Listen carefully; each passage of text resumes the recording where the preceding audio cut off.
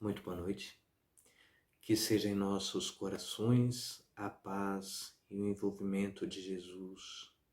Que nós possamos respirar o ar da sua bondade, do seu amor.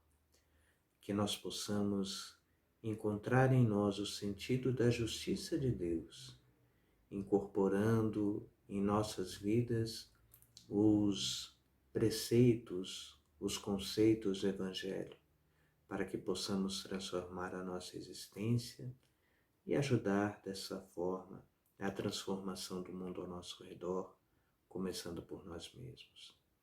Que assim seja. Nós gostaríamos de conversar hoje sobre o que diz a doutrina espírita. E, obviamente, a resposta será de que a doutrina espírita fala de muita coisa. A doutrina espírita tem temas e temas, um número muito grande de assuntos que são tocados pela doutrina espírita. Mas nós não gostaríamos de tocar sobre cada um desses pontos, obviamente, porque nós não conseguiríamos. O número de temas é muito grande. Mas existe um eixo central na temática da doutrina espírita. Todas as coisas que são arrebanhadas pela doutrina espírita, todas as coisas que são trazidas pela doutrina espírita, dizem basicamente respeito à essência do ser espiritual. Dizem basicamente respeito à essência de todos nós. E é interessante nós pensarmos nisso, porque quando nós falamos em espíritos, nós não estamos falando de personagens de romances espirituais. Nós não estamos nos referindo aos personagens citados por André Luiz nos seus romances, nem aos personagens retratados por Emmanuel nos seus romances históricos, e nem de tantos outros espíritos que trouxeram belíssimas histórias, belíssimos contos, baseados em fatos reais, obviamente, sobre os espíritos, mas estes não eram personagens. Esses relatos dizem respeito à história de nós mesmos através de outras pessoas. Porque quando falamos em espíritos, nós estamos falando da nossa realidade. E a doutrina espírita tem por assunto, por tema central, nós mesmos, a nossa existência, o nosso desenvolvimento, o nosso caminhar, o nosso aprimoramento, o nosso desenvolvimento. A doutrina espírita tem por tema central a nossa história, a história de todos nós, desde o princípio até o objetivo final de todos nós, que atingirmos em determinado tempo, alguns mais cedo, outros um pouco mais depois, a perfeição. Kardec, em O Livro dos Espíritos, vai dizer que existe uma escala espírita composta por espíritos imperfeitos e dá características desses espíritos imperfeitos. E eu tenho uma coisa interessante para contar. Se nós olharmos nas características desses espíritos imperfeitos, a impressão que tem é que nós estamos olhando para um espelho. São diversas ordens, né? São diversos tipos de espíritos dentro desse englobado de espíritos imperfeitos. Depois uma outra, a ordem que é dos espíritos de bondade, os espíritos bondosos. E por último, o dos espíritos puros, aqueles que atingiram a perfeição. E Kardec vai nos dizer, a espiritualidade vai dizer a Kardec, que nos repassa informação, de que somente atingido a este nível de espírito puro, o ser já não traz em si mais a possibilidade dos equívocos ou dos erros. E nos diz a espiritualidade da beleza desse instante de atingir o degrau de espíritos puros. Dizem eles que estes espíritos veem a Deus e compreendem a Deus, compartilham os pensamentos do Criador. E aí nós podemos entender o que dizia Jesus, que é o exemplo mais próximo de espírito puro. E o título Cristo não é um sobrenome, mas é uma referência a esse estágio de espírito, os espíritos crísticos que atingiram esse degrau de perfeição. Mas recordamos que Jesus, como dizíamos, referia-se às coisas que dizia aos seus ouvintes, aos seus discípulos, aqueles que o seguiam, dizendo que tudo aquilo que ele dizia, ele ouvira do próprio Pai. Que todas as coisas que ele operava, Deus operava por ele. E nós entendemos desta forma esse momento de cooperação, de integração, de integralidade plena, de estarmos plenamente integrados com Deus, compartilhando pensamentos, entendendo conceitos, compreendendo, vendo verdadeiramente a Deus. Mas quando será isso? Existem alguns estudiosos da doutrina espírita que conseguem fazer alguns cálculos de quantas encarnações nós tivemos na Terra, de quantas nós já passamos. Eu não sei como se faz esses cálculos, não me arriscaria, mas a resposta quando nos diz que a espiritualidade nos diz que com certeza daqui a alguns milhões de anos. Mas que esse tempo no porvir, ele se dá no momento em que nós estamos no agora, que não vem no futuro, que começa nesse instante no aqui e agora, que cada passo que nós damos, que cada caminhar, cada aproximar de Deus, cada aproximar da nossa essência verdadeira, do nosso encontro com o nosso eu verdadeiro, representa um passo a mais, um caminho a mais nessa jornada de perfeição. E é isso que nos fala a doutrina espírita.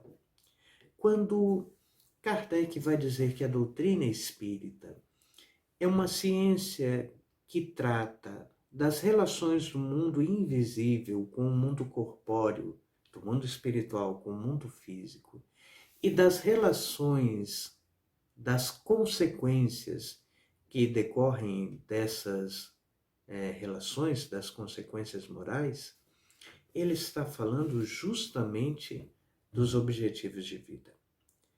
E nós podemos dizer que, embora nós vivamos e tenhamos os nossos objetivos dentro da nossa própria existência, cada passo, cada ação dentro da nossa existência, de espíritos reencarnados ou de espíritos desencarnados, não é um objetivo. É sim um meio, é sim um caminho para que nós possamos atingir essa perfeição. Kardec, em O Evangelho segundo o Espiritismo, nos diz que verdadeiramente o verdadeiro espírita é aquele que se esforça hoje por ser melhor do que ontem e amanhã por ser melhor do que hoje. Que o verdadeiro espírita é aquele que faz esforços para domar as suas imperfeições e tornar-se cada dia melhor. E nós começamos a entender, então, que todos os conceitos da doutrina espírita, quando nos fala sobre pré-existência da alma, sobre existirmos antes de existir os corpos, já nos coloca que nós surgimos de um determinado ponto com um determinado objetivo. Que a necessidade da reencarnação, que é um outro dos pontos da doutrina espírita, a pluralidade das existências, a imortalidade da alma, a sobrevivência da alma após a morte do corpo físico, a comunicabilidade dos espíritos e a moral do Cristo, princípios da doutrina espírita, são todos caminhos que dizem respeito à nossa própria essência, que dizem respeito com instrumentos que nós temos, que nos são colocados às mãos, para que nós possamos aos pouquinhos nos depurar. Porque existe sim uma necessidade de depuração. Certa vez perguntaram a Jesus o que seria necessário para adentrar no reino dos céus.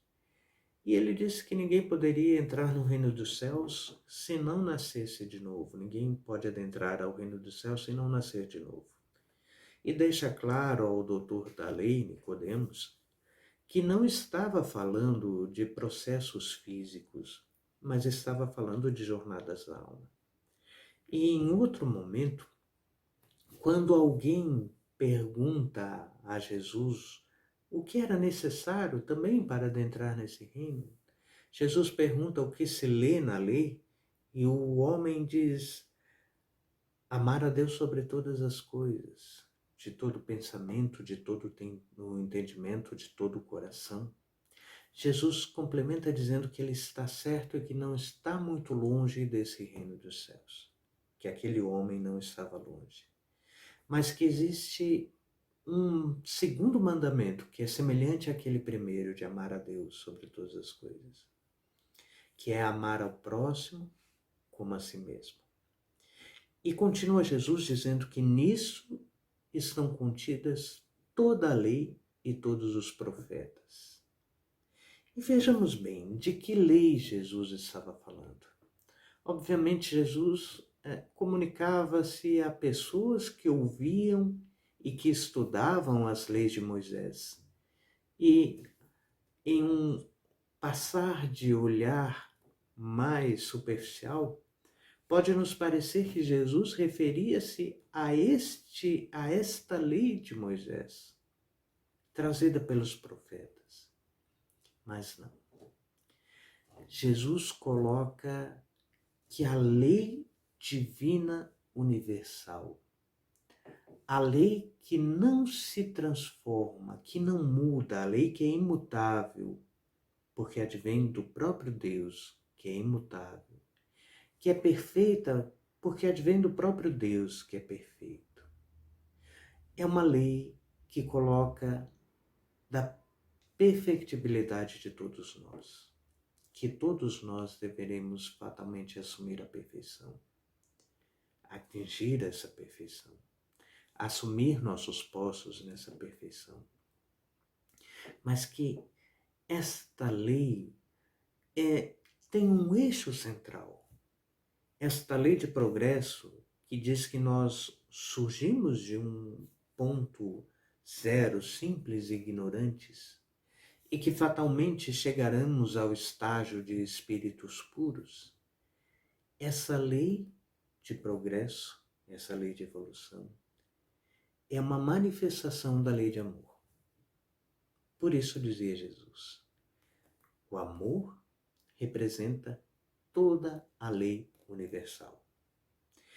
E aprender a amar representa o grande mandamento. Representa o grande objetivo. Representa a grande orientação. Mas o que é aprender a amar? Essa é uma grande questão. A doutrina espírita nos traz, no Livro dos Espíritos, uma orientação do Espírito de verdade, na qual este repete as palavras de Jesus. Espíritas, amai-vos. Repete a mesma orientação de Jesus. Amai-vos, eis o primeiro mandamento. Instruí-vos, eis o segundo. E a doutrina espírita, na sua característica de doutrina racional, naquilo que dizia Kardec, na necessidade de encararmos a razão frente a frente,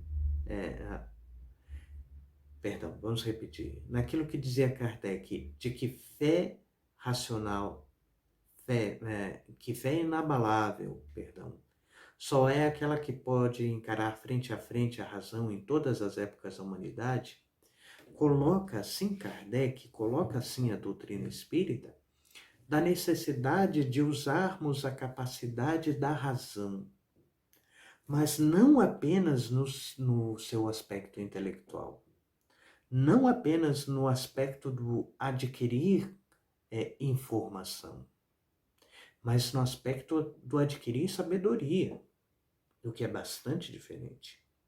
Porque a humanidade até hoje tem adquirido uma gama muito grande de informações, uma gama muito grande de conhecimentos, e aí estão as tecnologias novas que chegam a todo momento, que nos chegam a todos os dias, mas percebemos que a humanidade caminha a passos bastante lentos. Isso nos prova de que informação, de que conhecimento não é o mesmo que sabedoria. E Kardec nos convida, através da doutrina espírita, através da orientação dos espíritos, a que nós possamos nos instruir, conhecer, discernir para descobrir aquilo que nos faz bem e aquilo que não nos faz bem, aquilo que nos é proveitoso e aquilo que não nos é proveitoso. Naquilo que dizia Paulo de Tarso em uma das suas epístolas, tudo me é lícito, mas nem tudo me convém. Na vida, muitas coisas estão ao nosso alcance, estão a um toque de mãos, mas isso não quer dizer que não sejam convenientes. E nós temos nos perdido por um número muito grande de vezes nas reencarnações que se sucedem, que se repetem, justamente por não percebermos que nem tudo aquilo que está ao nosso alcance nos convém. O problema não está nas coisas que estão ao nosso alcance, mas está no uso que nós fazemos dessas questões, dessas coisas todas que estão ao nosso alcance. E aí nos voltamos ao ponto de que Kardec nos convida a essa razão que nos convida a nos instruirmos.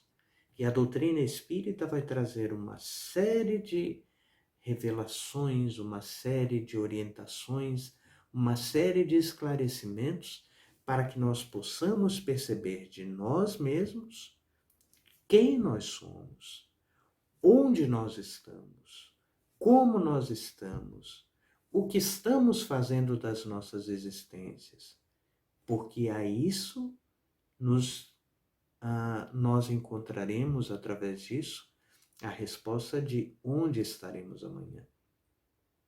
E o lugar em que devemos estar amanhã é um tanto mais próximo da perfeição do que hoje. Aí entra o primeiro mandamento, amai-vos. Mas o que vem a ser esse amai-vos? Essa é a grande questão. Quando nós ouvimos Jesus no Sermão da Montanha, em todas as suas passagens, porque todas as passagens do Evangelho, todas as passagens da Boa Nova dizem respeito a essa necessidade de descoberta do amor, nós vamos encontrar Jesus nos falando de um tipo de amor que nos parece um pouco fora da curva, segundo o nosso conceito. Porque o nosso conceito é de um amor que nos traga plena satisfação e que não que nos traga prejuízos. Mas quando Jesus nos aconselha uma série de questões, como por exemplo, orar pelos nossos inimigos, Jesus está nos falando de amor. Jesus nos está falando da capacidade de amar ao próximo, de amar ao inimigo. E a espiritualidade traz a resposta a Kardec quando este pergunta qual o sentido da caridade segundo o que entendia Jesus. benevolência para com todos, indulgência para com as imperfeições e perdão das ofensas, é a resposta. É assim que Jesus entendia a caridade. Nós conseguimos perceber que esse amar aos inimigos é um movimento próprio daquele que consegue amar, daquele que consegue descobrir o amor. E nós nos perguntamos, mas como eu posso amar a alguém que me quer mal? E Jesus dá a resposta. Pagai o mal com o bem. Uma outra vertente do amor. A vertente de estarmos em contrapartida aos direcionamentos que o mundo nos dá. Mas estarmos no sentido da sintonia, da unicidade com esse pensamento que nos diz da necessidade de amarmos. E nós às vezes nos perguntamos, qual o sentido de pagar o mal com o bem? Porque muitas vezes, quando nós recebemos uma ingratidão, uma injúria, alguém que nos paga com mal o bem que nós fizemos, o nosso primeiro impulso é o da mágoa, o nosso primeiro impulso é o da revolta, o nosso primeiro impulso é o de dizer, nunca mais farei nada de bom por esta ou por aquela pessoa. Esquecidos de que essa é uma manifestação da vingança. Essa é uma manifestação contrária ao que diz Jesus.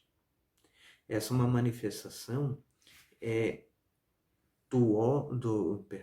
da vaidade, do orgulho, do egoísmo, acima da razão do espírito humano.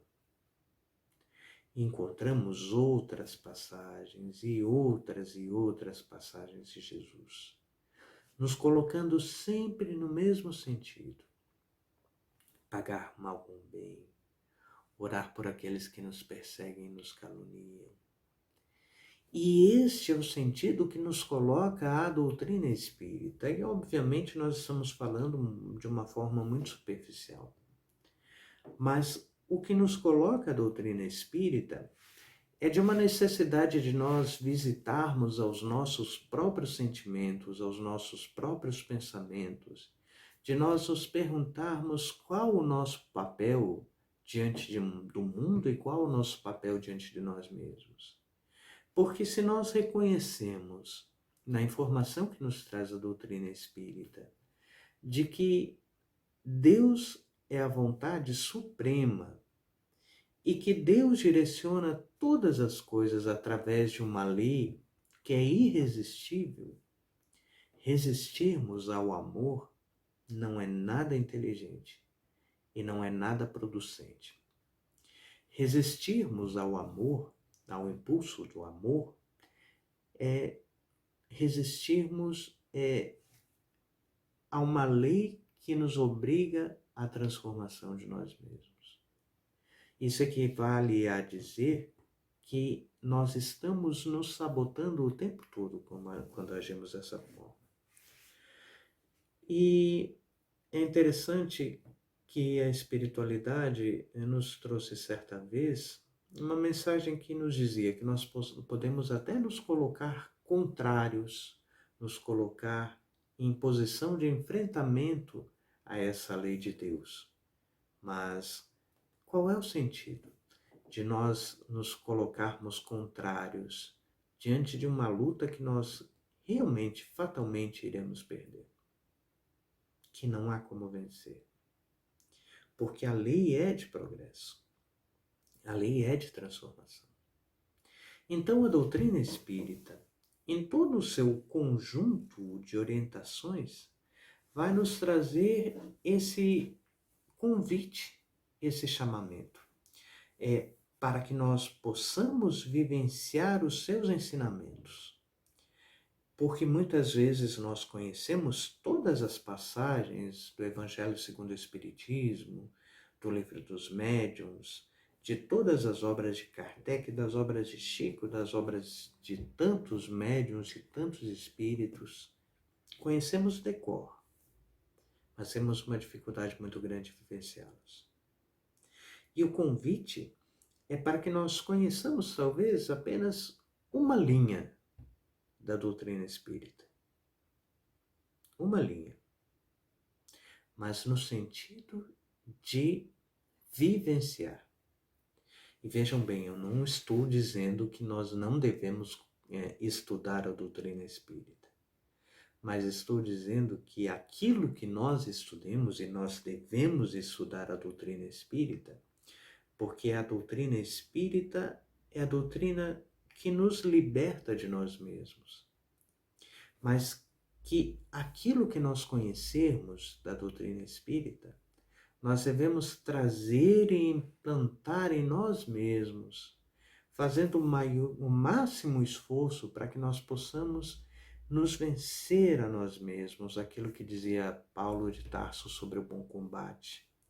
Sabendo, obviamente, que nós cometeremos erros, que nós cometeremos deslizes, mas entendendo que esse estágio de evolução é um estágio em que nós vamos aos poucos crescendo, desenvolvendo, vencendo o nosso homem do ontem e construindo o homem do hoje e o homem do amanhã. Os conceitos da doutrina espírita nos trazem esse convite de renovação, de conhecimento de nós mesmos, na resposta de Santo Agostinho a Kardec na questão 919. Qual o meio mais eficaz que o homem tem de atingir a perfeição? A resposta: conhece-te a ti mesmo. Conhece-te a ti mesmo. Estudarmos a doutrina espírita é uma forma muito eficaz de nós conhecermos a nós mesmos, porque a doutrina espírita nos traz respostas sobre de onde nós viemos do mundo espiritual, sobre quem nós somos, sobre o porquê estamos aqui, sobre o para onde iremos no amanhã. Todas as questões fundamentais do pensamento humano em todos os tempos são respondidas pela doutrina espírita. E conhecer a doutrina espírita nos facilita esse entendimento de nós mesmos. Santo Agostinho nos diz que a forma eficaz para nós nos conhecermos reside num exame de consciência, num visitar-se a si mesmo todos os dias, como ele disse que fazia. Ao deitar-se, passava em revista, ao anoitecer, passava em revista o seu dia e percebia as coisas em que havia falhado e procurava melhorar e que sabia que deveria procurar melhorar no dia seguinte. As coisas em que havia progredido e que precisava esforçar-se para progredir ainda mais. Então ele passava em revista todos os dias e esse é o convite que nos é feito. Nas nossas ações de cada dia. Nós às vezes repetimos ações mecanicamente, sem perceber que estamos repetindo essas mesmas ações.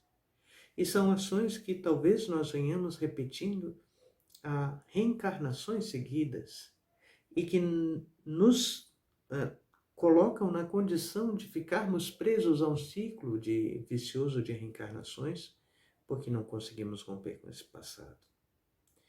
Então, a questão 919 nos faz esse convite. A doutrina espírita nos faz esse convite. De olharmos para nós como alguém que precisa entender de que o objetivo fundamental da nossa existência é darmos esse passo, progredirmos, jamais abandonar a vida, jamais abandonar as nossas ações, os nossos afazeres, as nossas relações, mas sim entendendo que cada uma dessas coisas é um ponto central e fundamental para que nós possamos caminhar e nos desenvolver. Então, a doutrina espírita é como o Evangelho. E o próprio Kardec vai nos dizer, nas páginas iniciais do Evangelho segundo o Espiritismo, de que a doutrina espírita é o Cristo redivivo, é o Evangelho redivivo. E nós entendemos que o Evangelho não é um conjunto de páginas, não é um conjunto de conceitos. O Evangelho é a própria vida, é a aplicação que nós damos à própria vida. Então, a doutrina espírita, nessa forma de evangelho mais esclarecido, é a própria vida.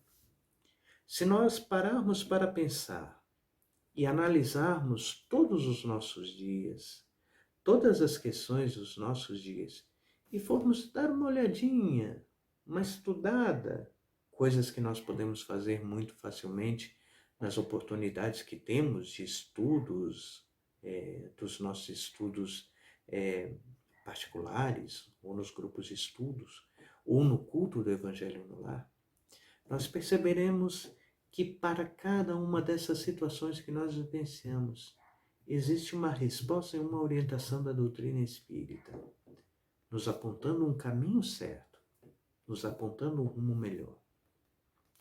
Isso não quer dizer que ao lermos as páginas da doutrina espírita, ao nos colocarmos na intenção dessa melhora, dessa transformação, fatalmente amanhã nós já seremos seres perfeitos. Não.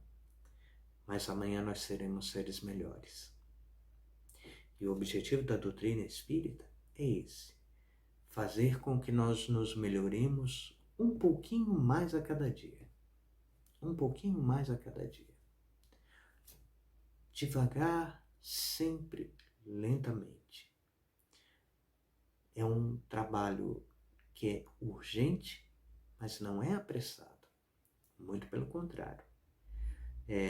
Porque naquilo que dizia Emmanuel, em uma das suas obras, o tempo não respeita nenhuma das obras que não tenham sido construídas sem o seu concurso, sem o auxílio. Isso se inclui a nós mesmos. Então, dentro das possibilidades que o tempo nos oferece, que nós possamos refletir nas orientações da doutrina espírita, que são orientações para o nosso dia a dia, para as nossas ações de todo dia, e buscarmos essa transformação, esse crescimento, esse desenvolvimento. Buscando em Jesus um modelo que o guia para a humanidade, que seja um modelo e o guia para nós mesmos. No lugar de Jesus, o que nós faríamos? Jesus, em nosso lugar, o que faria? Muita paz. Que as bênçãos de Jesus estejam sempre em nossos corações. Que assim seja.